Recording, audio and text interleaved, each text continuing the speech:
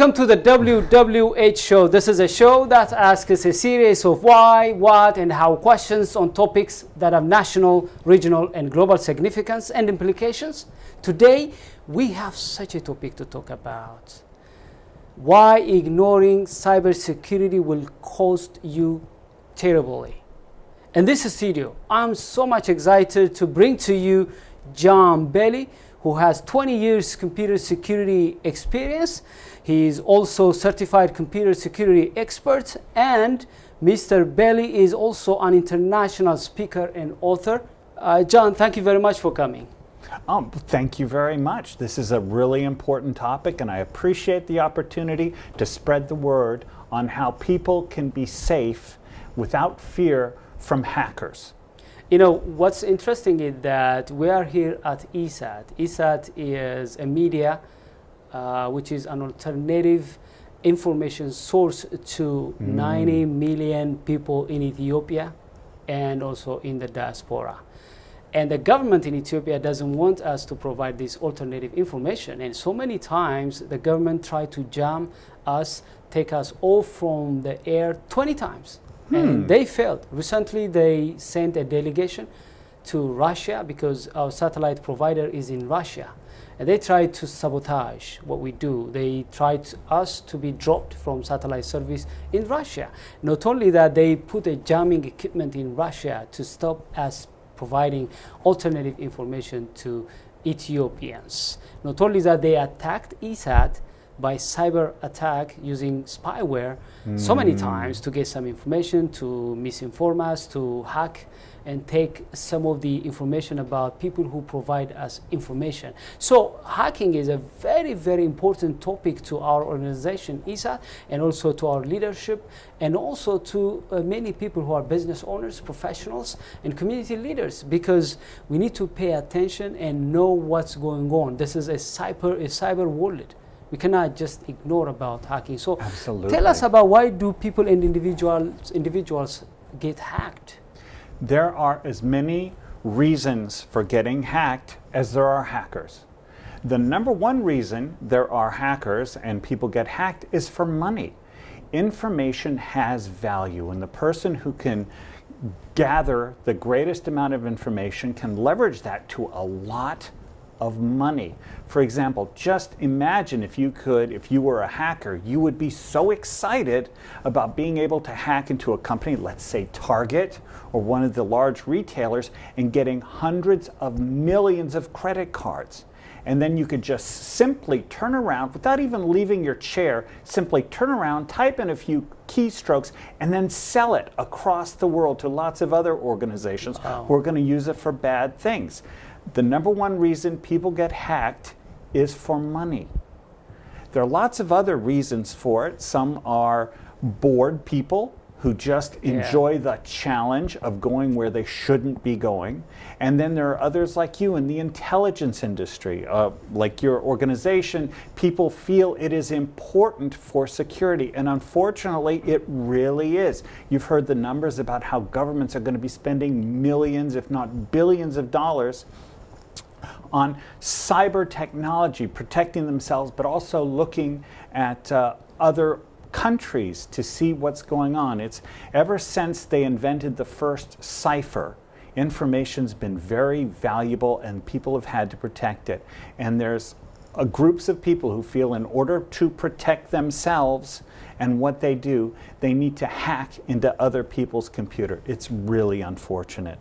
But like I said, the number one reason for people getting hacked is because of money. They want your personal information so they can sell it to other people who will steal your identity.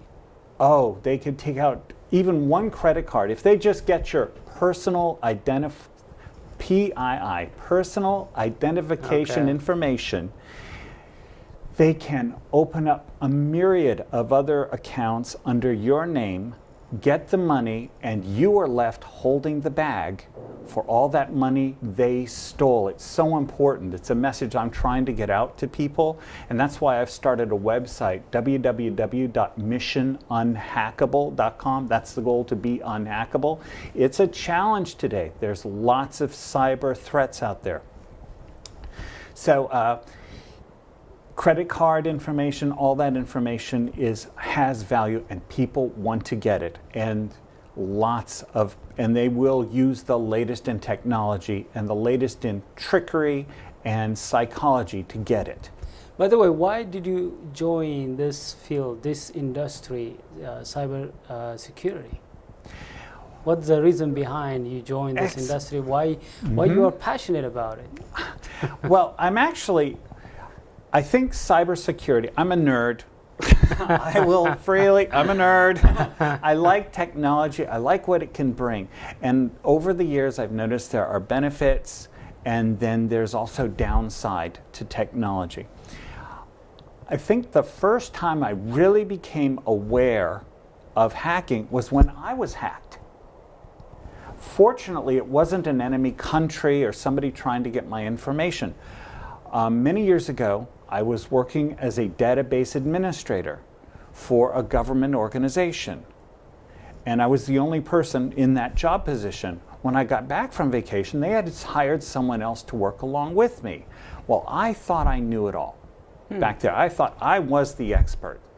And then I spoke to the new person. He goes, "Oh, I got into all your accounts, no problems at all." And then he went and he told my boss. Fortunately, my boss was angry, but I learned a lesson. Here is something where if you don't know, what you don't know can hurt you. And I've spoken to lots of organizations. I really like reaching out to organizations and individuals and showing them what they don't know so that they can protect themselves better. By the way, what interested me, what intrigued me was that you are one of the handfuls of cybersecurity experts who are blind in the world. Yeah, it just turned out that way. I am legally blind, but functionally blind. I can't read print, so I use a lot of adaptive techniques, a lot of problem-solving skills. Like, for example, vision is a great tool. Well, I don't have that tool in my toolbox. I have to come up with lots of different tools to make up for that. And that got me thinking, got me creative, got me into a problem, and also very confident. When you can solve problems and take care of yourself, you become confident. Well, I've really been lucky. I've been able to leverage all those problem-solving skills and the ability to communicate, to work with groups, and it's really turned out to be a big benefit. I can work with people, I can solve problems, I can show them problems and solutions that have been invisible to them, and I can make them visible. By the way, people may wonder, how do you use computer, for example, as a blind person? Oh, this is part of why I love technology. Well, fortunately, if you are a blind person or just print impaired, this is the best time to be around in the United States. There is a lot of software now, software that you just run a program like you would install Word or Excel or anything like that, and you would just install that on your computer, and all of a sudden your computer can talk and it'll read the screen to you. So I can just sit down at a computer where I've installed this software, not terribly expensive, there are even free versions out there, and just sit down and start writing emails, surfing the internet, doing whatever I need, and that's great, liberating, and it really does open up a lot of jobs to legally blind people. Well, again, this has been a benefit, my vision. I've had to learn a lot about computers, and that has just helped me understand what computers can do, how you can leverage them for good, but unfortunately also how you can leverage them for ill. By the way, it's really very empowering to know that you are an international speaker and author. You help organizations to secure their data and information, but you're blind. That blindness didn't stop you what you would like to do. It didn't stop you from pursuing your passion. That should encourage anyone who has, any excuse about not doing what they would love to do. Yes, problem solving, being aware, and planning ahead. that's what I had to do to be able to travel literally around the world by myself, but that's also what companies and individuals have to do. Be able to think ahead, plan ahead, be aware in order to prepare for what is coming. And the same philosophy goes for preparing your computer to be hacker-proof, to protect yourself against hackers. You have to be aware and you have to think ahead. So I want to challenge our audience. What is your excuse that stops you from pursuing your vision? What's stopping you from impacting the world, traveling around the world and making impact in your world? What's stopping you from serving your community, bringing impactful, positive change in your community? You don't have excuse, because John Bailey is a testimony. He's here to witness that it is possible. He has done it, and that should inspire you. You should drop your excuses. They don't have any excuses anymore. My next question is, why are the hackers so successful? Excellent question again. You would think, after all these high visibility hacker attacks, even the CIA leader a few days ago got his email attacked. You would think everybody would know all the tricks. There would be software out there to protect everyone. The problem isn't software, it's the people. The number one reason companies and individuals get hacked is because of human error. People either forget or get lazy over time, or worse, think it can't happen to them, and they allow the hackers in. Here's a story for you. It's absolutely true. A very high-profile story, the Iranian centrifuges. That was several years ago, and they were making nuclear material. They were in a sealed area. There was no network connections to it. But the United States created a virus, a program that would go into the computers and stop the damage, actually, the centrifuges. It's very well-known information.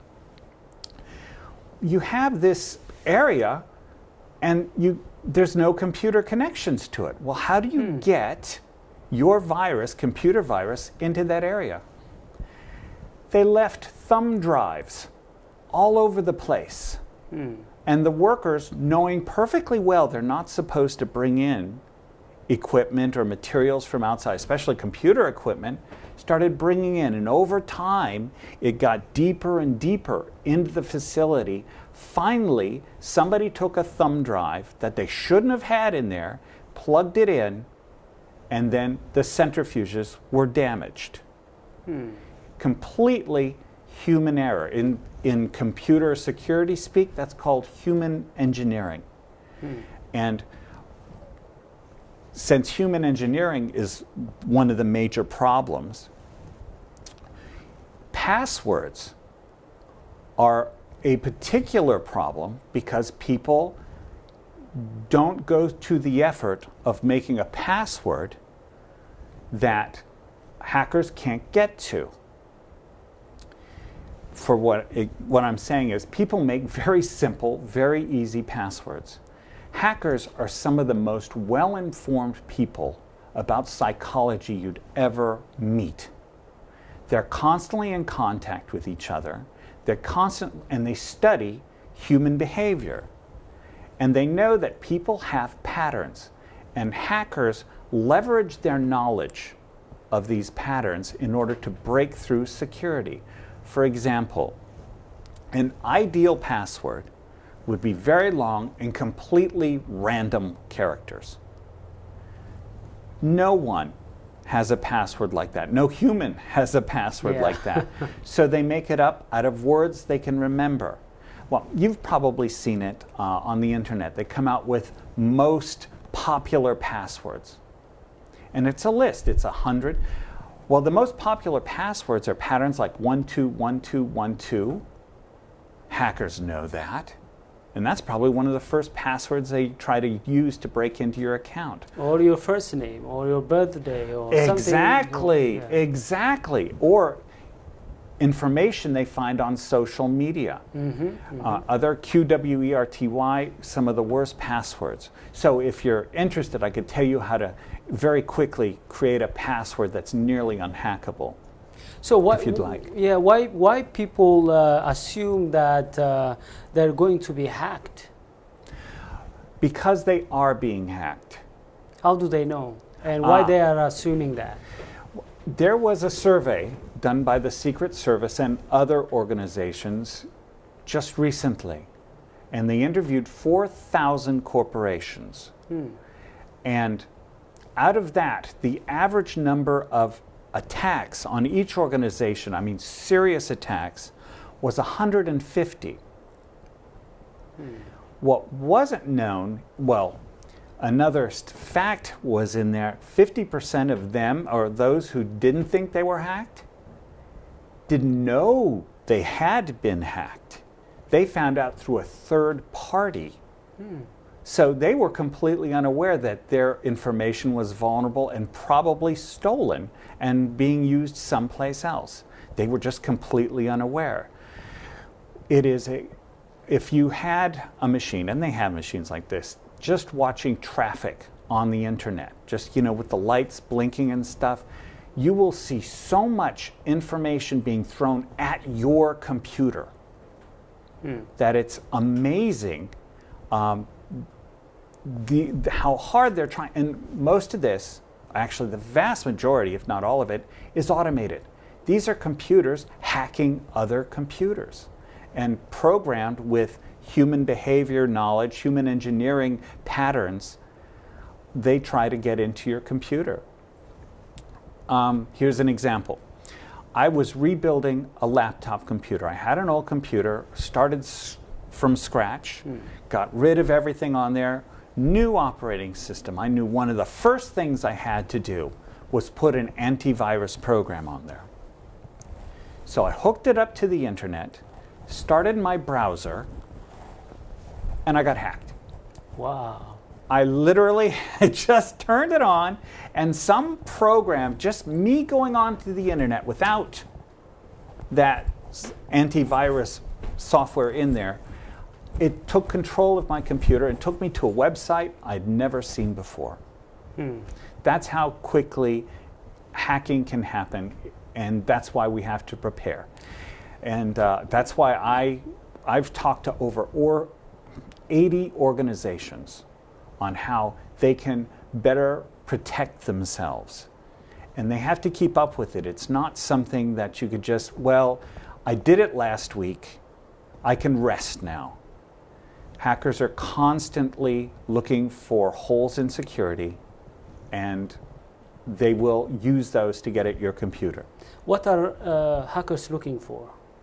Like I said, information. Well, there's lots of things they can be doing. You've mentioned spyware.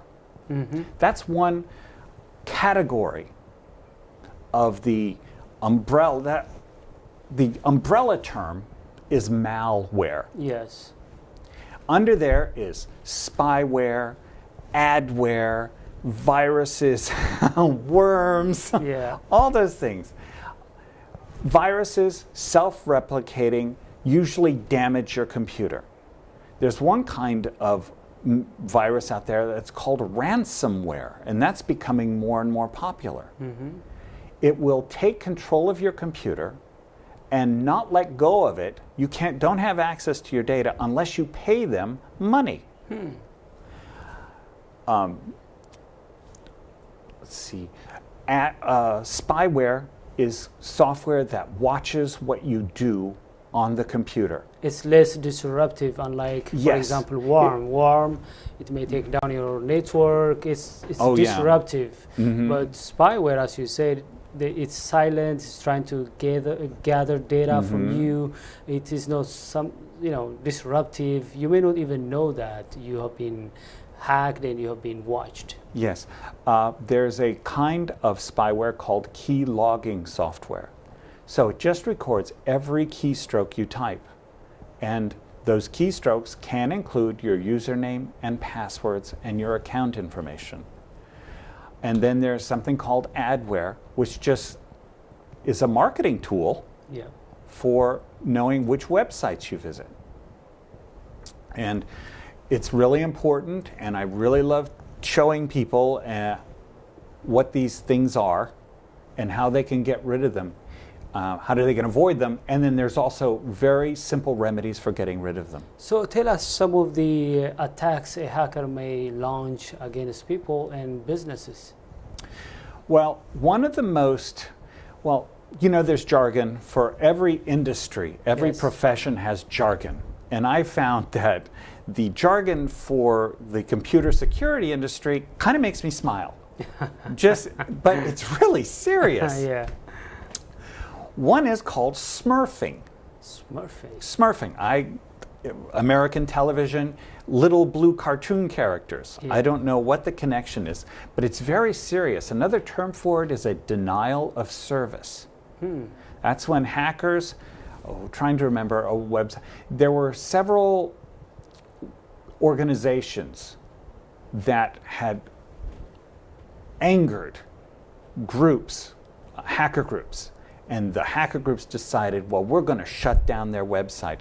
So they literally passed a virus around and they waited. The virus waited until a particular moment. Then at that moment, all the computers at once ganged up on this website and it could not function. It could not handle the overload. And that's called a denial of service attack. So let's talk about security threat in terms of storing data in the cloud and storing data locally. So what are some of the things that people should be careful about storing data in the cloud? Let me ask you a question. All right. I'm going to turn this around, put you on the interview right now. All right.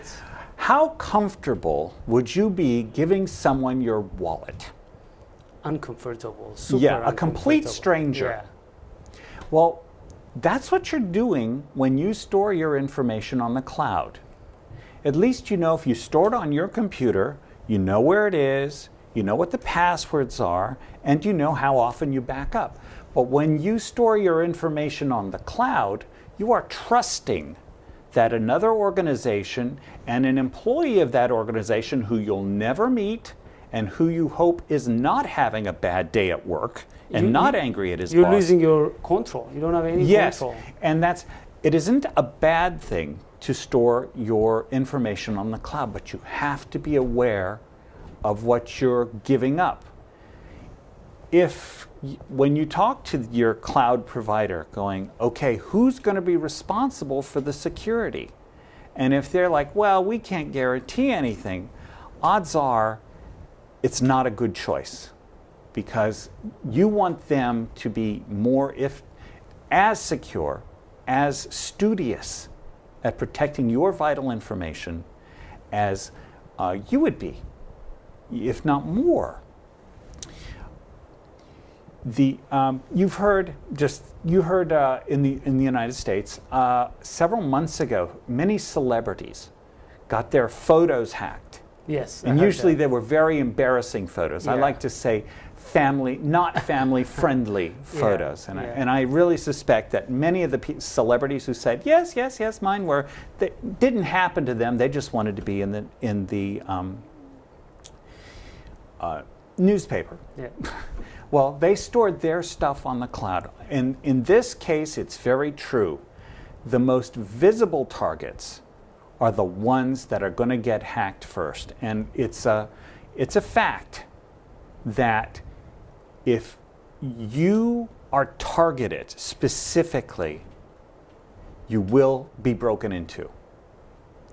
You can almost not stop it, because they just have so much technology and so much energy and computers to put against you that there's almost no way to protect yourself. So in these days, we talked about securing your data on the cloud. What about phones and security? Because many people now, including myself, we use our cell phones to check our bank account, to log into our email, to pay for our bills, and so on and so forth. So tell us some of the risks and some of the challenges of securing your phone. Oh, that's great. I'm glad you brought up that question because I actually wrote an article about it recently. Okay. Yeah, it's got like 10 things you must know about computer security. I'm very pleased with it. Yeah. Could you please tell us a couple of them? Sure. Cell phones, smartphones. When you take a picture, you think, I've saved a photo, and it's a digital photo, and if I send it to someone, the photo goes to that person. Mm-hmm. Yes, and more. If you have, I have an iPhone, I'm sure it's called different things on different phones, location tracking on.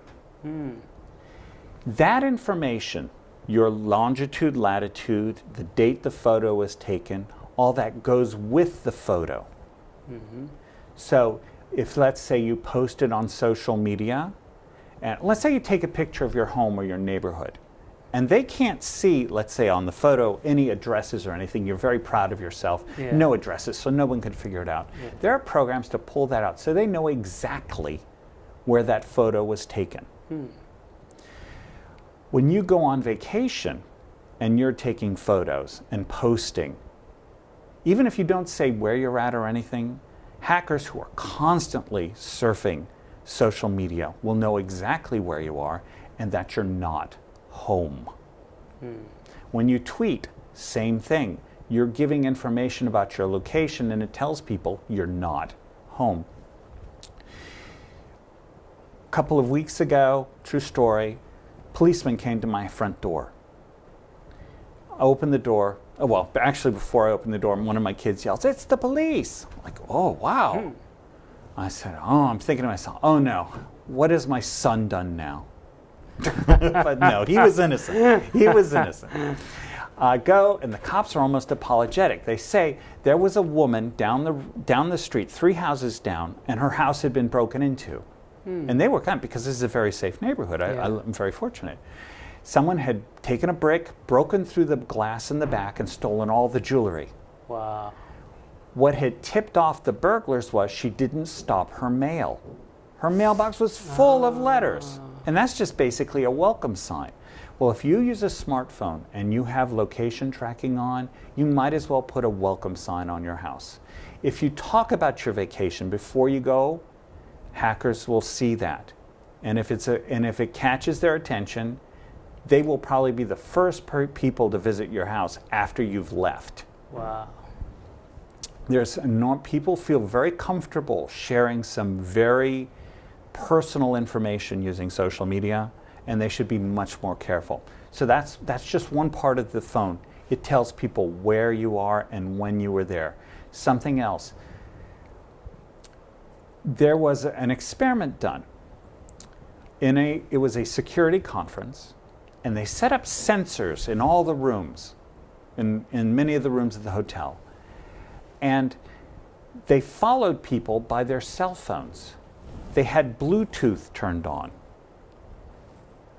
And over time, they could see where everybody went. They literally were tracking people as they went from room to room over time. Same thing with laptops. Turn off Bluetooth, turn off Wi-Fi. Wi-Fi is just an open door to people to get into your computer. These are very helpful tips. Let's talk about solutions.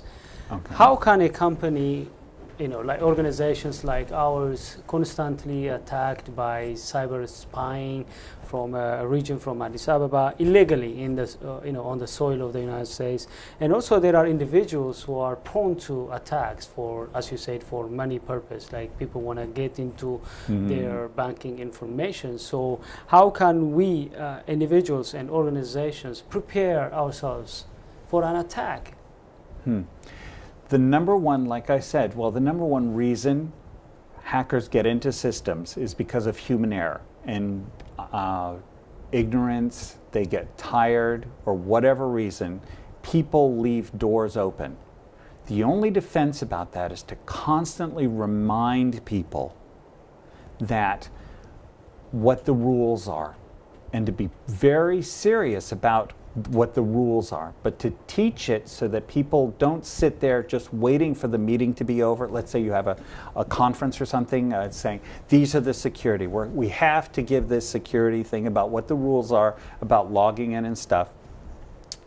Make it interesting, make it memorable for them, and that's what I try to do in my programs, because I want people, when I leave, I want people to go, oh yeah, he said this, and he said this, and this is what I'm going to do. I had no idea. That's my goal when I talk to organizations like this. So you have to keep constantly reminding people how hackers get in, and it's up to them to stop the hackers, to close the doors that hackers can get into. And then along with that, you have to make sure your computers are as safe and secure as possible. Simple things to do: make sure you have antivirus on, make sure it's the latest version, make sure your operating system, all the patches are there. There's an attack called here shows how hackers are organized, a zero-day attack. What does that mean? It's interesting. Zero-day attack, which means, let's say, Internet Explorer, just choosing a browser at random, finds out that it has a vulnerability. The hackers, or it takes their programmers a couple of days to fix that. During that interval, hackers have communicated this vulnerability to other hackers, and they are writing programs right then and there to get into your browser at that time before the patch is in. And that's what a zero-day attack is. So you've constantly got to be upgrading and patching and being careful and educating your people. Those are the two most powerful. So if I get your advice correctly, your recommendation is first people have to prepare themselves that they may be attacked by hackers. Mm-hmm. And to do that, they have to make some precautions, some preparations in terms of having a very strong password. Sometimes they get default username and password from service providers, right, and they use admin as a username and password like password 1 2 yes, 3 something exactly. like that. So they have to change those default usernames and passwords, and also, as you say, they have to update their browser, especially those plugins like PDF, and also update their browsers, their Office application that they use, and also they have to make sure that they don't share some private information online, on social media, and so on. But the question is, let's say once they are attacked, how do they know that they have been a victim of hacking or cyber spying? It depends on the kind of attack. If it's a virus, there are a couple of symptoms. Like, let's say ransomware, all of a sudden your screen will say, pay me 300 euros.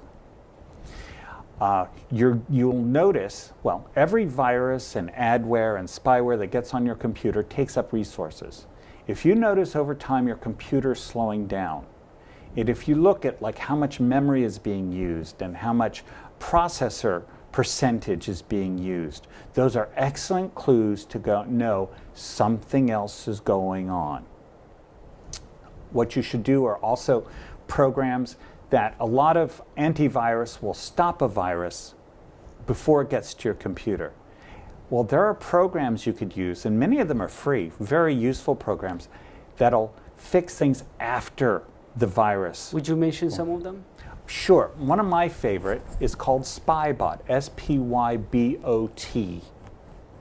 And you can download it. I put it on my computer. I went to a website. Even if you are the most innocent person, you're going to all the right website as a user.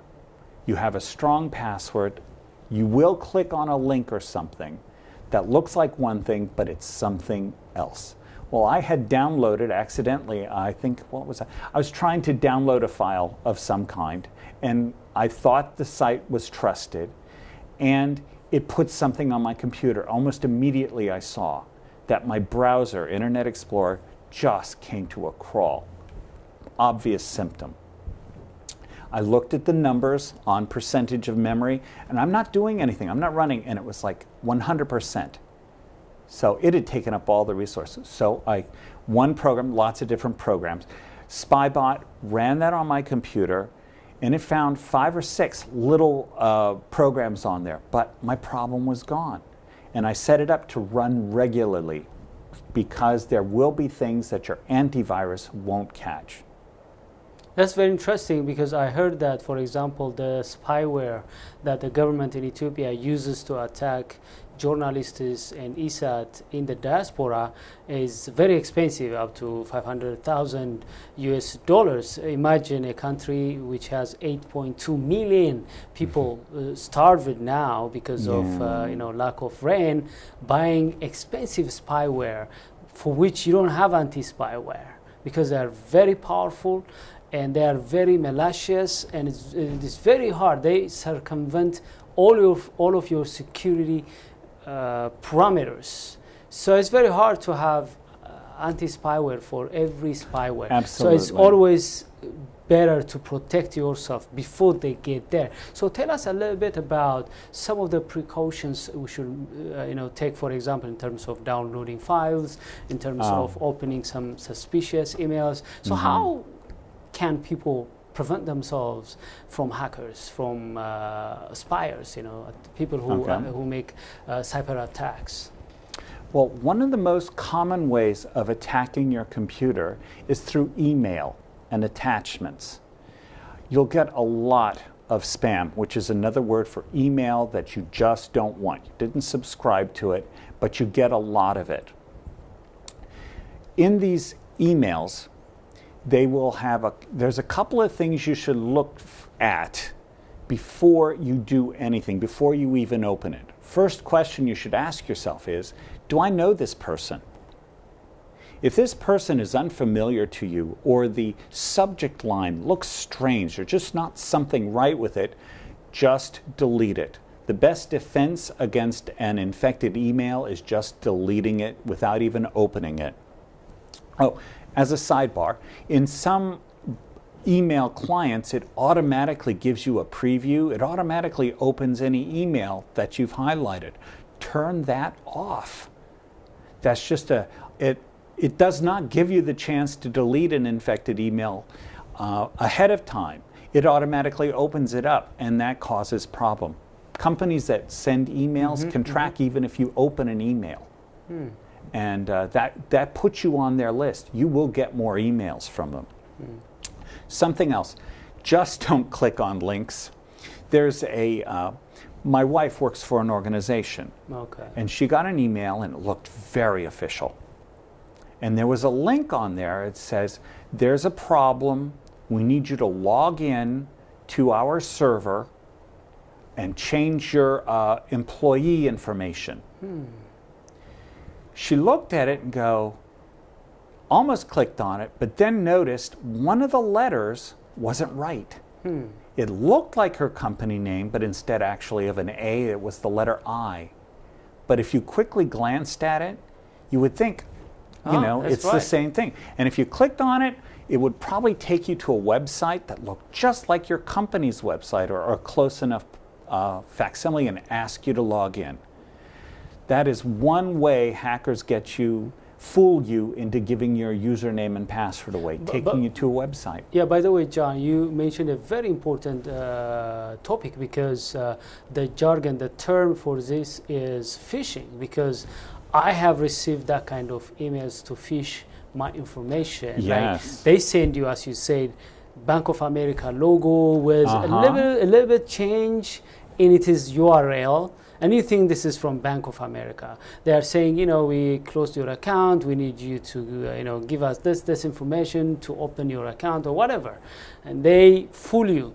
And you may go to that link, which is not Bank of America, because they have maybe Bank of America A or 2, whatever. They add something.com. You think you are in Bank of America website, within that website, but you're not. You give your account, they take those accounts, those informations, they go to Bank of America, and they steal your bank, your money. So it's very important for people to watch this kind of phishing information to gather your data. So don't Spell give phishing. Yeah. It's spelled weird. PISHIAING. Yeah. Phishing. Yeah. Phishing. Phishing. With a Phishing. PH instead of an F. Yes, phishing. I said some of the jargon here can be humorous. Yes, Kind of yes, humorous. phishing. It's serious. And also there is, social engineering, as you said, for example, you mentioned your wife. Sometimes if you are working in a very large organization, you don't know, for example, the IT manager. Let's say you are an IT person or an accountant, and you may get an email or a call. They may call you, create kind of trust by telling you that, hey, I'm the boss of your boss. Your boss is today not in the office. Would you please give me his whatever information I'm looking for? This is a very large organization. They created trust as if they are the boss of your boss. You want to please them, you want to make them happy, and you think that your boss going to be happy because you helped his boss or her boss. You give those informations. So it's very important not to fail into social engineering. Always double check. Avoid also, because sometimes you get an email from Nigeria. I'm the former president of Nigeria. I'm still waiting for my money. Exactly. I just want you to know that. Exactly.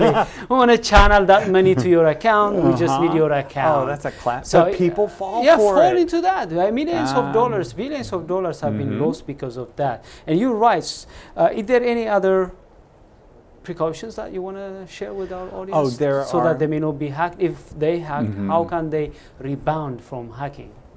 Oh, rebounding.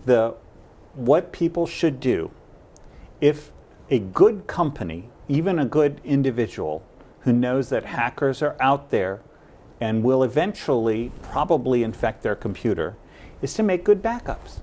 Sure. It sounds very simple, but it's an easy thing to put off. Just have a good backup system or procedures. You don't need a fancy hardware or any of that stuff. Just make backups so that if the worst does happen, you can recover. It brings up a really good question. Recovery. Recovery can be very simple. Recovery could be as simple as just restoring the data on your hard disk. But for a lot of businesses who get hacked, actually 1 out of 3, there is no recovery. They go bankrupt. Wow. Yeah, 1 out of 3. And there was a survey of 4,000 corporations, and they figured out nearly 10% of them, 7% actually, nearly 1/10 of them. Math, not my strength. Yeah, it's okay. Yeah. This much of them would pay over $1 million because of being hacked. It is very expensive. Recovery can be very expensive. So having the infrastructure there ahead, being prepared, thinking ahead, like traveling to Eastern Europe, knowing what your options are ahead of time, can save your company money and can actually save your business from bankruptcy. And that's what I try to do when I do my presentations to employees. You have to have a good, strong foundation, like I said, computers that are up to date, and your employees constantly being reminded so that they remember, so that they incorporate all these things. I took, it's called CompTIA Security Plus, and it was literally the hardest test I have ever had to take. It took me months to study for. And it's all about how to protect large government, probably, computer installations. Massive. After I finished the class, this is literally true, I became paranoid almost. I could not, because I knew all the stuff that could go wrong. Well, what I realized after that was that most of what they taught us is completely applicable to small businesses and individuals, such as simple things like passwords, backing up, remembering what to click on and what not to click on, and what signs to look for, so that you can decide whether or not it's worth taking a chance on opening an email. But by the way, I want to interject on this one, because one of the things I'm an IT guy, so one of the things that I also provide trainings. So one of the advices that I give is what you said, like teaching, educating our people, because they should know what, as you say, what to click, what not to click, to update their browsers, plugins, to make sure that they change default usernames and passwords, to be careful about phishing, be careful about social engineering. And this, this approach, which is client education or our people's employees education, should be frequently, maybe every 6 months or every quarterly, to remind them what they should do. Yeah, quarterly, because it's very important. People may be aware today, they may forget it come to 1 quarter or come to next month. So they should be frequently reminded the importance of protecting, the importance of preparing their organization from being attacked by hackers, people who are interested to steal data and information from the organization. For example, when we were attacked by government spyware using the Gamma International's software, which is Finn Fisher, they sent the logo of ESAT, our organization, and they said article for ESAT. Now, if I am a journalist, it's very catchy because I see the logo of my organization and article for ESAT. I'm a journalist. I'm looking for articles. I'm looking for blogs. I'm looking for information, and I may easily be tempted to really click it. But when that happened last year, when one of our journalists, when he clicked it, it's a PDF file full of garbage, garbage files, and that allowed the spyware to infect our system. Of course, we were lucky enough that we had some people from Citizen Lab. By the way, it was reported at Washington Post because they found out, Washington Post and also Citizen Lab from Toronto, they found out that it's very illegal to spy any organization, individual on the U.S.'s soil. This is a free country, an internationally known hope of freedom, liberty. And if you are coming to the U.S. as immigrant and you are spied by another country from far away across the ocean, this really is saddening, not only for the people who are targets, but also to the United States and the people who buy the idols of freedom, liberty, and the pursuit of happiness. So now we understand that we don't open attachments, we are careful, we protect ourselves, we align ourselves with experts, top people, because you don't have any anti-spyware to protect yourself from Finn Fisher. It's very powerful, hundreds of thousands of dollars to purchase that and being used against you. So we use some very powerful researchers from Citizen Lab and other organizations to protect ourselves and our clients and the people who give us information. So it's very important. What I'm saying is education is very key. Oh, absolutely. Like, it is your first line of defense. Yes. And like I said, recovery can be very expensive. Expensive, you're right. Yeah. I really enjoyed our discussion, and it's nice of you coming here and giving us these all insights, stories, and precautions that we should take to avoid hacking. I have a free download after speaking, sure. But you can trust me. Yeah, you're not a hacker. Me. I can testify for that. He'll testify for me. I'm in very good company here. I have a website. I started it when I started this business of educating and protecting companies against the expense of recovering. It's www.missionunhackable.com, and that's what I want the goal to be for you, to be unhackable. Well, visit my website. You will see my email address there. Send me an email, and I'll know it's you. And I'll be glad to give you a download. It's a few pages, but I really boiled down to the essentials. Many of it we covered here today, but there's a couple of things that we just don't have time for. That you really must know. If you really want to be prepared for, if bad things happen, really, I suggest you download this. It's free, and it's my gift to you, and I hope you would use it. That would be your gift to me. Once again, John, thank you very much for coming, and I appreciate that. My Dear our pleasure. viewers, as you have watched, it's a very important topic to many of us who are in the cyber world. We cannot go out there and participate in the cyber world without preparing ourselves, without equipping ourselves, without implementing some precautions. John gave us some tips to protect ourselves from being hacked, and also he provided us generously a download to learn more about it, how to protect ourselves, how to recover quickly, and so on and so forth.